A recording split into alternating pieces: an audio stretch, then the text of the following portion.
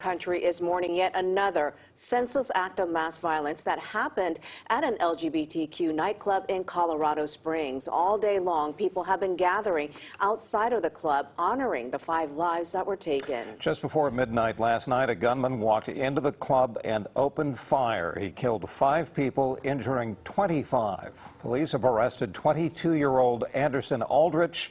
He had another run-in with authorities last year in connection with a bomb threat. Officials say that last night could have been much worse if it weren't for a person who tackled the gunman. Others then held him down until police arrived. And of course, Colorado Springs is in shock. One man went into our home and murdered five of our community, viciously and horrifically. It's a place of welcome, a place of peace,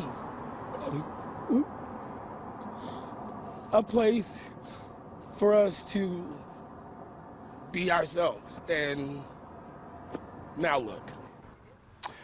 The Colorado Springs Police Department said in a press conference the gunman carried a handgun, a long gun with an AR-15 style platform, and additional rounds of magazines. The police also said that the suspect has not yet spoken to investigators. Of course, the trauma is being felt back here in the Bay Area. KPIX 5's Dahlin is in the Castro with reaction. There's a lot of anger, frustration, and sadness. But a lot of folks tell me they're not surprised by the shooting. They say there's too much hate speech targeting the LGBTQ community. The Club Q shooting was one of the main topics at Moby Dick, a well-known LGBTQ gathering spot. Tragic. And the bartender says he came into work with a heightened awareness. See someone that'll come in and just, walk straight back to the bathroom or walk, not look at me or whatever and just keep walking. And that, triggers something in the back of your head. And I'd certainly keep an eye out for when that person reemerges and make sure everything's all right. Many LGBTQ community members feel vulnerable, even in the Bay Area. It's scary and it's devastating. Kyle Chu was threatened by a group of men believed to be part of the Proud Boys back in June at a San Lorenzo library. Did you guys call the cops? Kyle, who goes by the stage name Panda Dulce, was doing a drag queen book reading event when the men stopped her, threatened her, and called her a pedophile. Even though police are still investigating the motive for the Club Q shooting, she blames hate speech for the violence. This is the inevitable outcome of vilifying and dehumanizing a group of people. We're targeted due to misinformation about who we are and rampant misinformation. Community leaders say right-wing extremists are fanning the hate.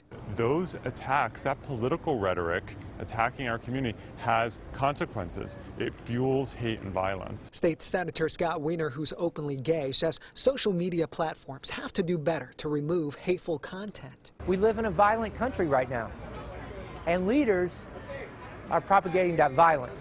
The interim executive director of SF Pride, Suzanne Ford, says political leaders have to set good examples and unite the country. The resiliency you're going to see from our community, we're not going anywhere. Kyle hopes one day LGBTQ community members can feel safe being who they are. At this point, I'm just mad, and it's, enough is enough. Kyle says the people who disrupted her event and threatened her did not face any charges. She says elected leaders have to do more to better protect the LGBTQ community. In the Castro, I'm Dahlin, KPIX 5. And this is reaction from California politicians, many sending out their condolences. Governor Newsom said hate is taught, and this is what happens when it goes unchecked.